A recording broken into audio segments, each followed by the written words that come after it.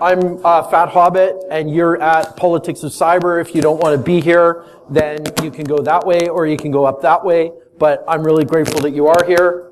I work for this company, Amtrust. You might have heard of us, but I report to the global CISO, and I head up all of the EU, UK stuff. So I'm actually came in town on business, and then Justin reached out to me and said, hey, you want to come talk at BSides? And I went, yes.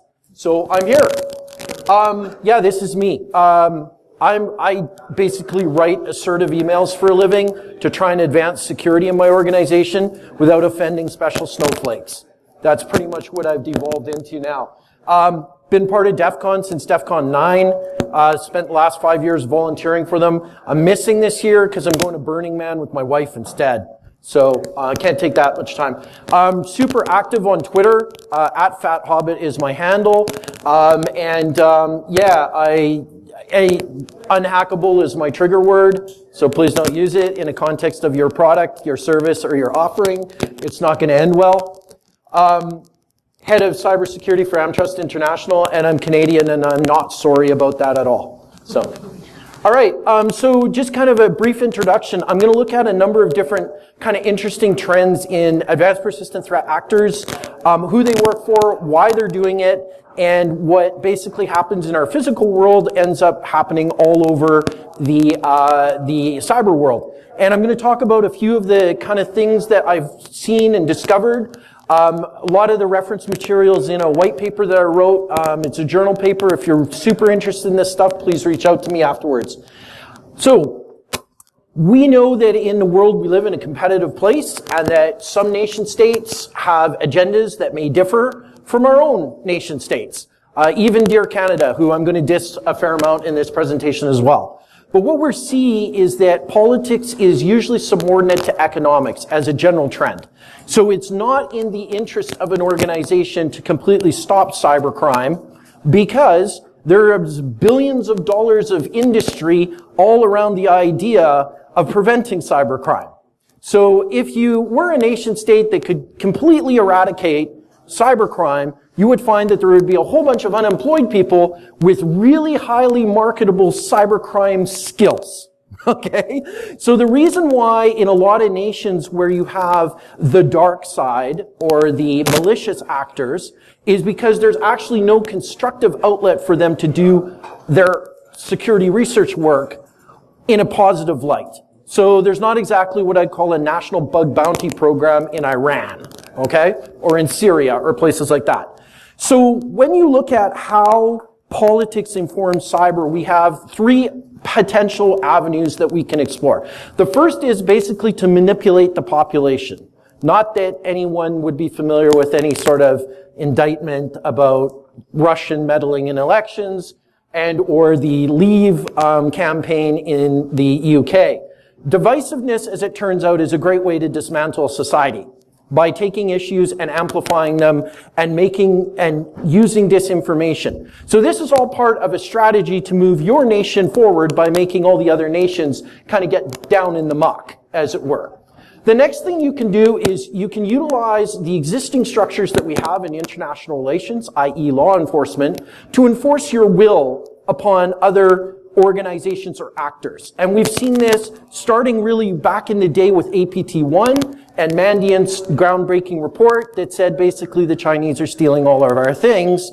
And then about 15 months later, the United States decides to act with an indictment in Pennsylvania that basically called out a whole bunch of Chinese army members for being part of that APT1 group that Mandiant basically went public with.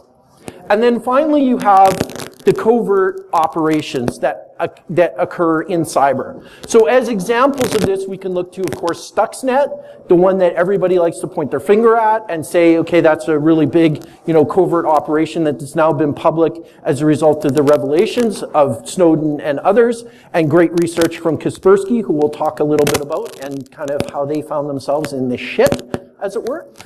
But we also seen our adversarials use the same technique. So Iran basically hacked Komodo in order to get certificates in order to spy on their own dissidents and shoot lots of people, because that's what they like to do there. So the problem is that Unlike traditional traditional kinetic warfare, you have the planes of one state, usually with, all sorts of like logos and like nation state symbols on them, fly over the country, bomb it, return back to the country that they came. Very easy to do attribution with a pair of binoculars on the ground. In cyber, it is not. It is incredibly difficult to do attribution due to the fact that many folks are being used as proxies. Based on the latest information that we saw from a report that came out in Canada, it turns out that the French really hate us.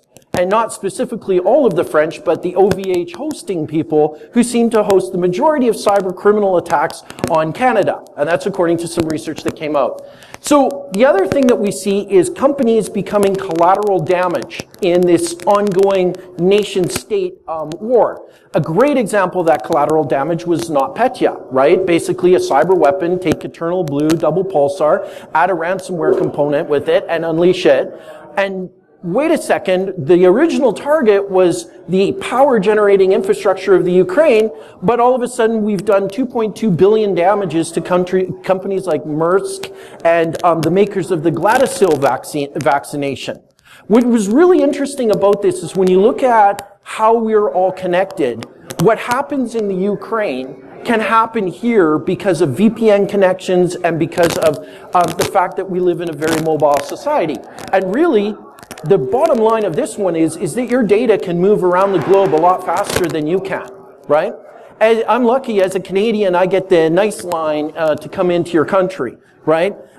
If I'm from other countries, I have to apply for a visa in advance, and I have to do all sorts of things in order to allow myself to come into this country. Whereas my data can be transferred instantaneously to pretty much any country on the planet that's connected. So the C-suite, or the folks that we work to, are all now really engaged on cyber. And these are some risks coming from various risk groups or outfits. And they see that cyber attacks, especially in Europe, are at the top of the list and number 4 globally. Now, this means that back in 2015, when the idea of ransomware and cybercrime was really in a small group of people, we have now seen an explosion where it's affecting the actual daily lives that we go through. And this is something that companies now are looking at as a threat to their bottom line.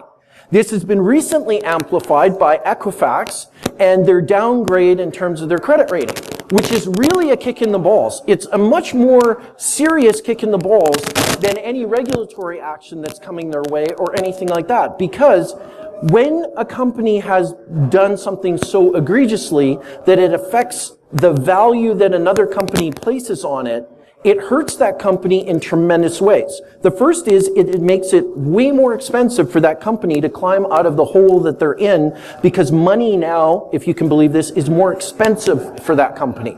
And that's really one of the only ways that we're going to see change in the cyber relationships that we have, is that when something egregious happens and the regulators take forever to do a report and there's congressional testimony, all of that is profoundly inconvenient for the company, but the real long-lasting effects we're just starting to see from these egregious data breaches.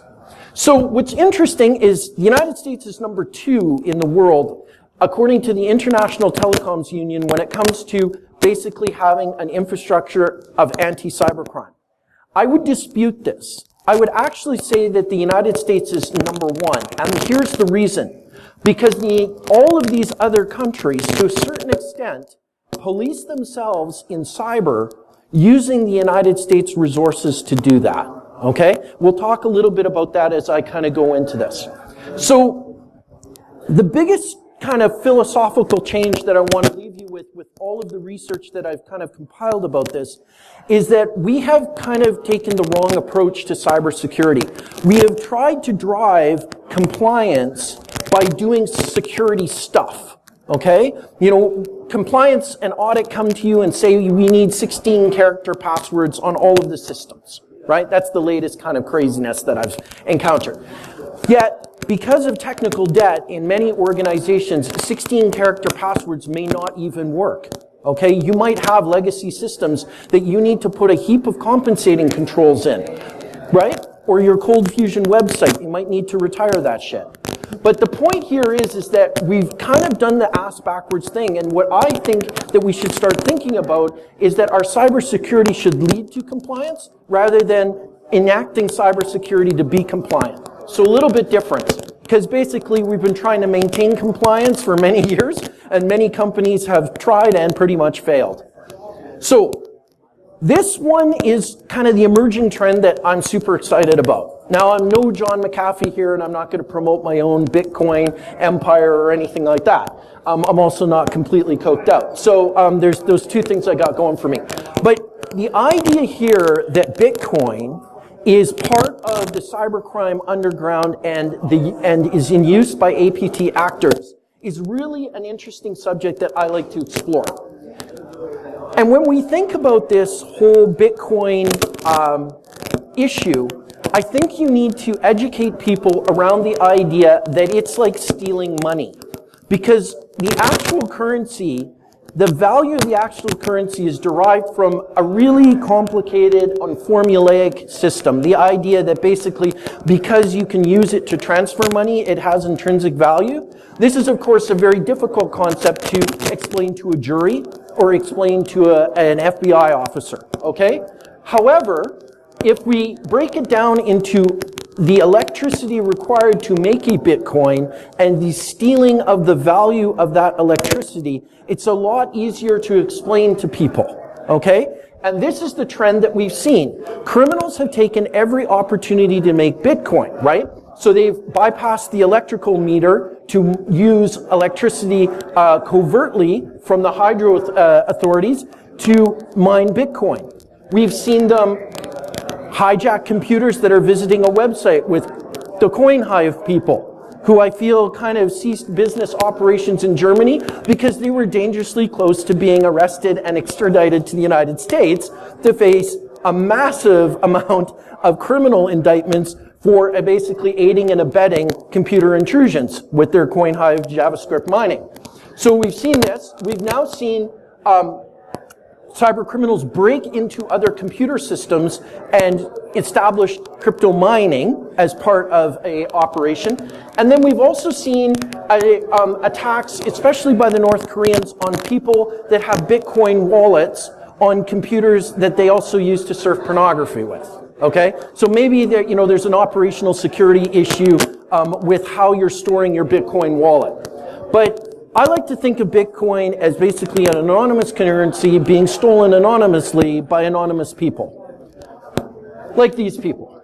So, now the reason why I put our dear leader up here on this slide deck is he is kind of an ingenious dude in the fact that he's managed to take his coal resources and make them into Bitcoin and trade them illicitly. There's a report that came out that speculated that North Korea had basically managed to squander away about 200 million in Bitcoin by basically taking coal and turning it into cryptocurrency. Now, you can do this when you don't feed your people at all and you just make them mine coal for 24/7 by 365 days a year. However, what we've seen is a couple of interesting U.S. indictments come down that discuss the fact that nation states are using cryptocurrency to bypass a lot of the restrictions that we've put on them for banking. Okay? So this is a huge trend, so that the more we ratchet up on these regimes, the more we force them to do terrible things to their people, but also turn to Bitcoin as a method of bypassing those sanctions. And again, I talk about how easy it is to move your data as to physically move a giant bag full of cash. And speaking of giant bags full of cash, I was actually in the UK, in London, when a dude got arrested, okay? And this is the best. He's a money launderer, admitted money launderer. He had 10 suitcases, all weighing 50 kilograms, okay? So that's almost 100 pounds. So we all know what happens when your suitcase is over the limit. You've got to pay for your extra baggage. The weird thing is that all of the suitcases weighed exactly the same amount, okay? So the poor clerk that was at the desk there is like, something's pretty suspicious with this, as each suitcase weighed exactly the same.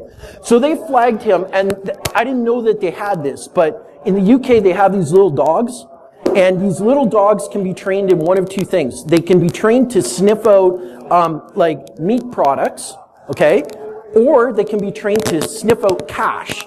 And I guess when they brought this cash sniffing dog out, he busy humped that guy's leg, and he got arrested. And it turns out he'd been doing this. He'd been taking British currency to Dubai as part of a money laundering operation. So this is probably one of the most interesting things that I've encountered so far in my research into this subject, because I really wanted to identify the depth of which Bitcoin is being used by nation-state actors. This is from the Mueller indictment of the FSB officers involved, allegedly involved in election tampering, okay? Now, there's a bunch of different types of indictments that you can get. This is called a talking indictment. A talking indictment is like the story about how we got to the conclusions that these were like really bad people, okay? Now, extraordinary in this sense is the detail that they went into, and I highlighted some passages here that indicated a couple of things that haven't really been disclosed to the public. The first is that Bitcoin played a large part in trying to obfuscate the actions of the FSB in creating these fake profiles and in renting servers, also used for the attack on the DCCC and others. What the indictment reveals with a careful reading is that American intelligence agencies had access to the network, quite possibly the computer systems, and were able to identify the infrastructure that was purchased, the transaction, the origin of the Bitcoin funds, where they came from, the Bitcoin address, the email account attached to that Bitcoin email address, to the person. And that was a lot of that work was done to Paris, Josiah, and Dalton, who you may remember were the guys that invented the Myra botnet and decided that rather spending the next 15 years in federal prison working for the FBI, tracking down people that are using Bitcoin in an illicit manner might be a better option than pound you in the ass federal prison. So they've managed to decipher how Bitcoin is being used illicitly. And this is actually something that will give us a fair amount of comfort in the fact that law enforcement is doing all of this and working in conjunction with intelligence agencies, and I'll explain why they can do that in a bit. So one of the things that we're seeing that has made the bad guys a lot more effective than we think they are is we've managed to split our efforts in security since about 2016, 2017, where the businesses that we work for decided we got to go all in on cloud. We got to go cloud. What the businesses didn't explain to everyone was the fact that we really needed to come up with a coherent strategy on how to get to the cloud and how to train our workforce, our IT and our IT security people to do the cloud safely. And this is because we've seen all of these S3 buckets exposed to the internet because the poor IT guys are, I'm just going to keep turning security off until it works. Oh, it works? Great. I can close that project down and now I can enjoy my long weekend, right? Only to discover that millions and millions of records are now publicly available, right? And it's not the IT guys' fault, right? They've been asked to do a whole bunch of security stuff that A, they weren't trained, B, the business never offered them train, and C, the incentive was just make it work or you get fired. So not a great situation at all. So what we've done is we've kind of created the perfect storm for cyber criminals and advanced nation-state actors. And we see this. We see this when malicious actors target businesses and try to wipe them out. We saw that back in the day when Code Spaces blew up because they had an entire cloud infrastructure that they were really proud of. However, the malicious actors got in and took them out and ended their business. We saw this with a mail hosting organization just last year. And this was, I worked with them on Twitter a little bit when they actually found the operator in their system reformatting their services. And I said, guys, like, you need to reach out to the Bulgarian police, and here's some references and resources. Actually, Bulgaria is pretty good at investigating and prosecuting cyber criminals. But the point is that these type of attacks that end your existence in the cloud exist, and they're existential threats to your business if the business has put everything in the cloud and hasn't told the IT or the security department how to do that properly. So, where we are right now is we're faced with a lot of FUD on how to protect ourselves. We're offered things like machine learning, next-gen blockchain, dark blockchain, if you're a fan of Grossy the dog.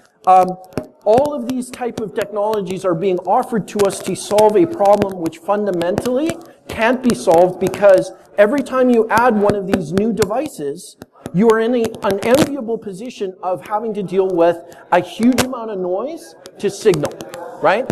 Because what happens is the business goes, oh my God, we got to take the pain away. It's crazy. You know, the IT stuff, the budget is skyrocketing, right? And the vendor is only too happy to take your cash and say, oh, by the way, I got the perfect solution for you. It's next gen. It's like, you know, it's AI, it's machine learning, it's everything you could possibly want. The reality is, unless the fundamentals are in place, i.e. asset management and i.e. List of authorized software that's supposed to be on your network, these are useless tools. They will not stop you. If you don't know where your stuff is, how can you protect it? How does the magic blinky box deal with that? Right? So the problem that we're faced with is that we're not looking at what the fundamental business issue is, and that is essentially, and it's not sexy, it's like building roads in Africa. It's great if you can hand out aid to people, but if you can't even get the aid to the people, it's not going to be really worthwhile. We're in this terrible place. We're in war without end, right? It's constantly the bad guys are coming up against us. So what I'm saying is that look at your fundamentals first before you start thinking about how can machine learning and AI help us out. So we get into the IT skill shortage. So all of the IT managers or even, you know, team leaders and stuff like that, the best advice I can give you is to start advocating to train your people, okay? Train your people, and if you have to do it through an incentive program, if you have to do if we give you $5,000 to go training, or if we're going to send you to BSides or whatever, that should be all part of a training package to reinforce the skills that your employees are going to need, and talk about, you know, how am I going to mitigate the risks? If you can't even get a coherent answer out of your organization as to what the risks are, then honestly, it's time to update your LinkedIn profile, because they just won't get it. Okay? And you're just going to be very, very frustrated. And this is what we're seeing in terms of the future.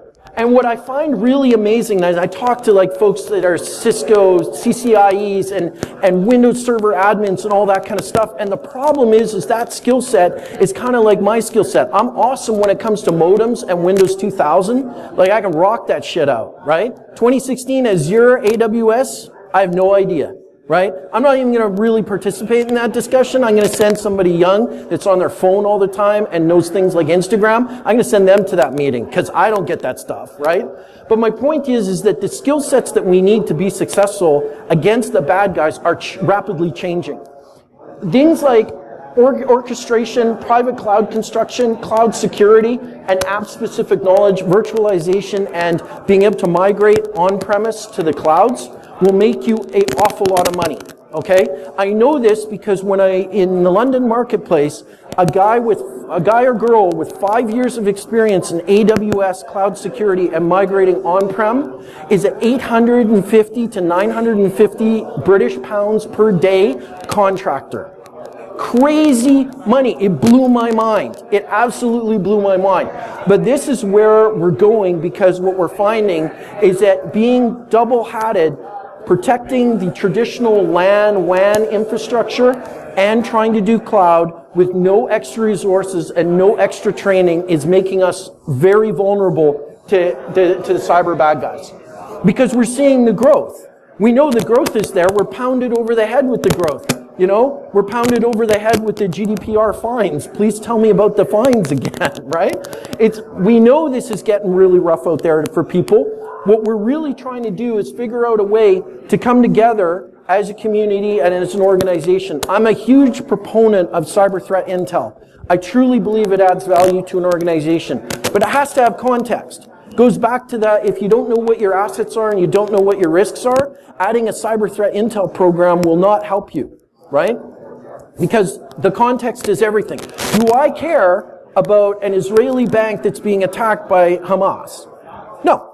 Because I'm not an Israeli bank and I don't have a presence really in Israel. So to me, that's signal to noise on the actual cyber threat intel. However, if I have exposed remote desktop protocol machines, you see where I'm going with this, and say there's a new potential attack coming out that the cyber criminals are trying to smash out remote code execution on to make it wormable, I might want to know, just throwing this out there, I might want to know how many boxes I have exposed to the internet that potentially could be vulnerable, and then I want to know how many boxes I have internally that could be lateral movement for said worm into my organization. And then once I have those numbers, so say I have like 100 exposed, and I have 1,000 internal hosts, and I know that generally my network is kind of flat, I can go to the boss and say, hey man, I think we should up the old patch management cycle here because I got 100 exposed, potential 1,000, that's 100,000 worth of boxes.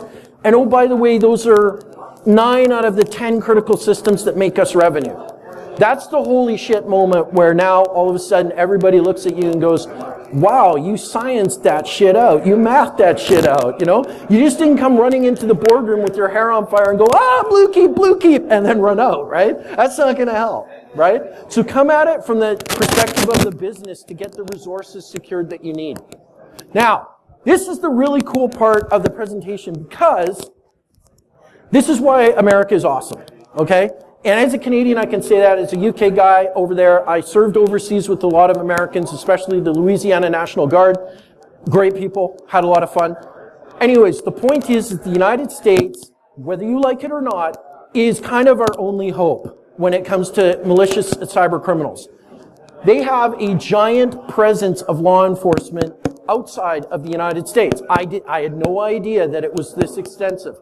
But basically, they're in 78 foreign cities with the FBI, Drug Enforcement Administration, 92 cities, U.S. ICE people in 75 locations throughout the world.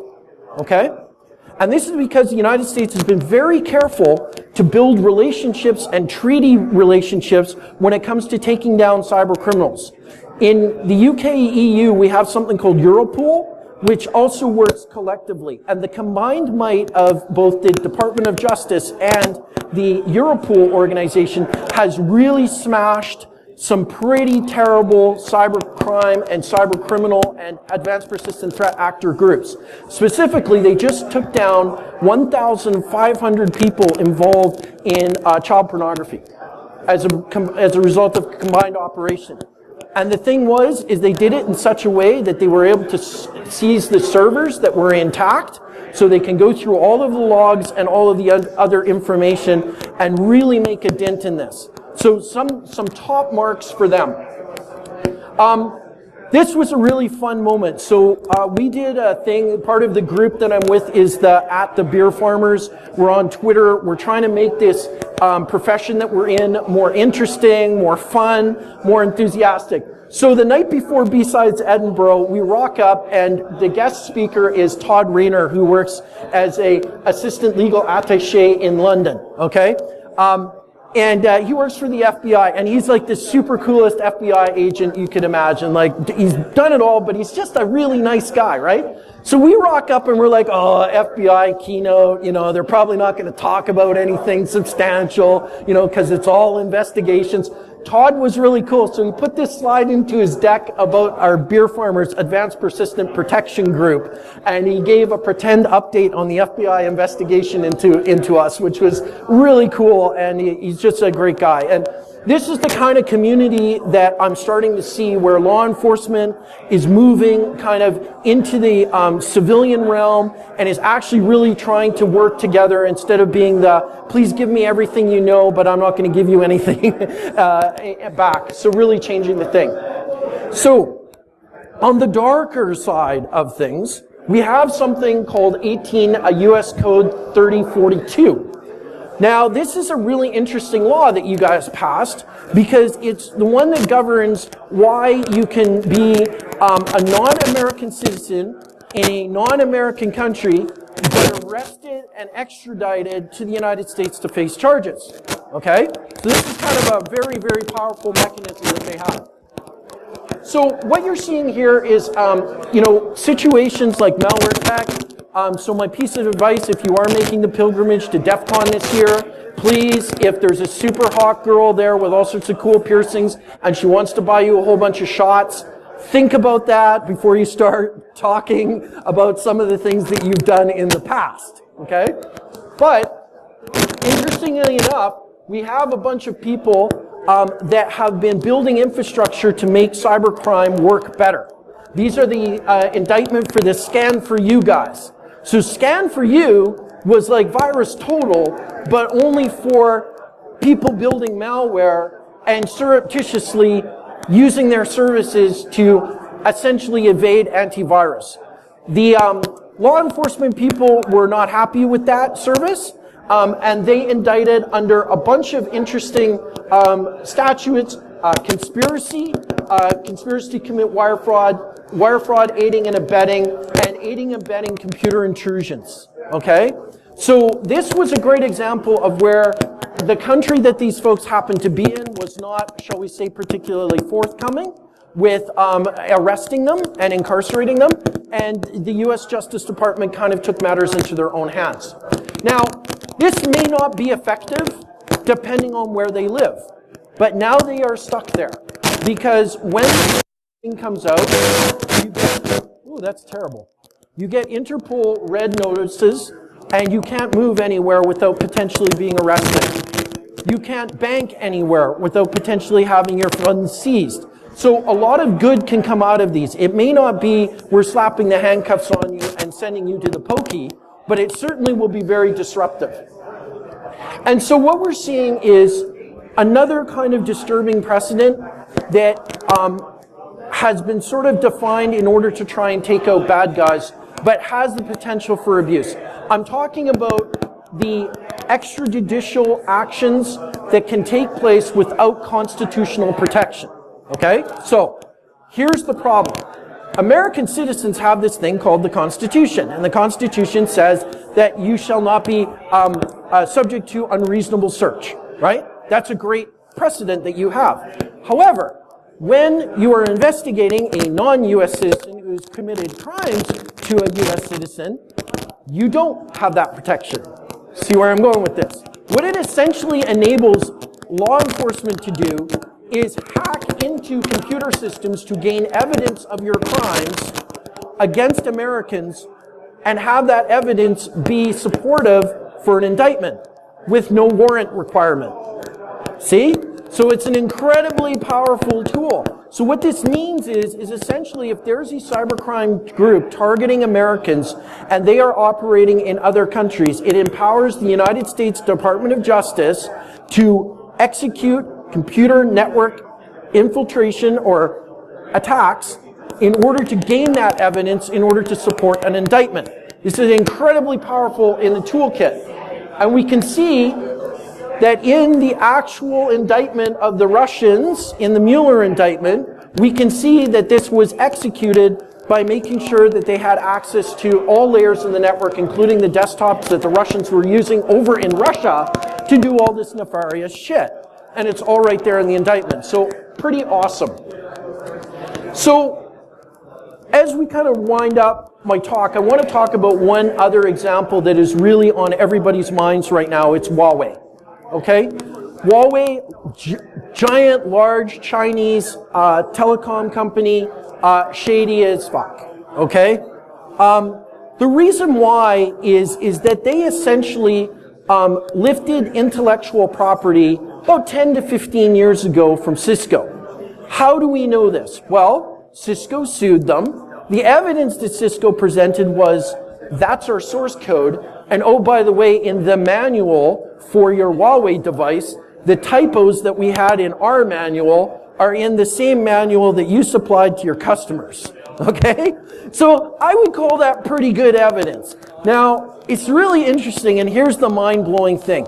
This has been going on for quite some time. Okay? And several tech companies were very frustrated with the fact that their intellectual property was essentially potentially stolen by APT-10, okay, Cloud Hopper for you folks, and pulled back to China. Now, see Nortel Networks, Canadian company, awesome Canadian company, they went bankrupt. And they went bankrupt because they basically got hacked by potentially the APT-10 operatives and had their intellectual property stolen and brought back to China and offered to the marketplace at a substantial discount. Now, this here, these are the APT-10 indictments, and this is the indictment of the Chinese chief financial officer for Huawei when she landed in Canada, and she was arrested under the strength of this indictment by the Canadians, and she's now waiting for basically extradition to the United States. The public press release was she faces charges in the United States of fraud involving millions of dollars in an attempt to evade U.S. sanctions on Iran. Okay? Bad. The United States doesn't like anybody that sells things to Iran. All right? Fair point. Question in everybody's mind was, you know, how dare you tell a Chinese company what they can and cannot do to another company? Haha.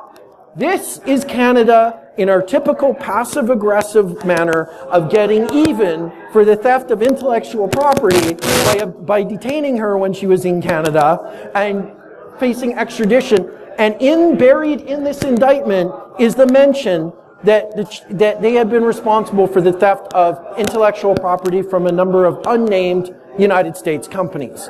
So this is getting even big time for this. Now, the context of this whole Huawei thing has a bigger picture. The bigger picture is this.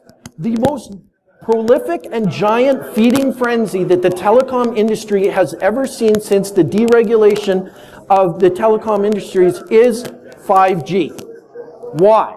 Because everything will need a data plan in 5G. This is the biggest cash cow injection to the telecom industry ever. And you're completely naive if you don't believe every nation state, including Ericsson in Norway, is lining up to try and get a piece of that action.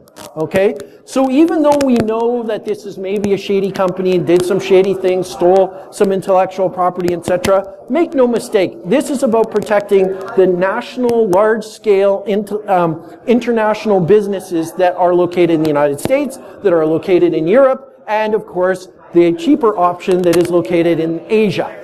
So this is all about protecting the next 5G cash grab for all the telcos across the world.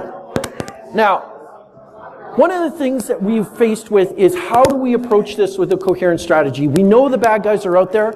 We know we're getting targeted. We know, depending on our risk, that we might be at risk of facing an APT actor. We may be at risk of collateral damage because we happen to have a large network presence, or we're some isolated little company and think that, you know, we really don't have a lot at stake. Doesn't matter. Your IP address doesn't really make a difference to the bad guys, okay? Your unpatched boxes, it doesn't matter if you're like NASA or you have a rogue Raspberry Pi situation that nobody seemed to notice, NASA, or you're in the situation where your company isn't making the necessary investments. I kind of feel it's time to consider some sort of situation where, as part of your revenue, you have to account for a spend on cybersecurity in order to not necessarily meet a government regulation, but in order to validate your regulatory compliance and or cyber insurance policy that you have. Okay? So the idea is that I don't care where you spend that money on what technology. We all know some technologies are more effective than others, right? We know 75% of the impactful cyber attacks come via email. They've always come by email. They're continuing to come by email, right? So we know that email filtering is a great spend. It provides great value to an organization. We know these things. We know that vulnerability management and automation of vulnerability management, again, is one of those things that works effectively. But what I'm saying is that let's incentivize that. Let's make cybersecurity and your ability to account for the spend impactful to your customers and to your own business and to your own business value. Because having been on the end of a cyber attack by a malicious actor, I can tell you that it's a very frustrating and a very terrible sense, and that everybody in the organization goes through a period of demoralization as a result of it. And the one that I was involved was where an actual customer that used our product, this wasn't working for Amtrust, this is a previous life, a customer using our product was hacked, very similar to the WebRoot hack, if you guys heard about that one, where WebRoot's console to manage all the WebRoot things was compromised by actors, and they got in, and they used that console access to launch ransomware attacks on a whole bunch of customers. It's really not good for business. Very, very frustrating. The sad thing is that even though they had two-factor authentication, they didn't make it mandatory to force customers to disable it. They just allowed customers to use it as an option. I feel that what we could do as companies is look at who are my 100, 200, top 1,000 customers and say, we're activating two-factor authentication for you whether you like it or not. Because we need to protect ourselves and you need to protect yourself, and we can make that decision as a vendor or as a product person, or we can even advocate for it at the lower levels of our organization to adopt methods that work. But anyways, so that's kind of it. In the deck is a link to my white paper where I discuss APTs and all sorts of other stuff. But thank you very, very much. We've got about 5 minutes for questions. Anyone with questions? A lot of information so early in the morning. But I'll be here throughout the day hanging out. I can't wait to see Josh Corman speak at the end of this. And I want to thank Iron Geek for getting all this stuff set up, and Justin for working the ones and twos there. Apologize for the static. Not sure what we can do about that, but anyways, thank you very much.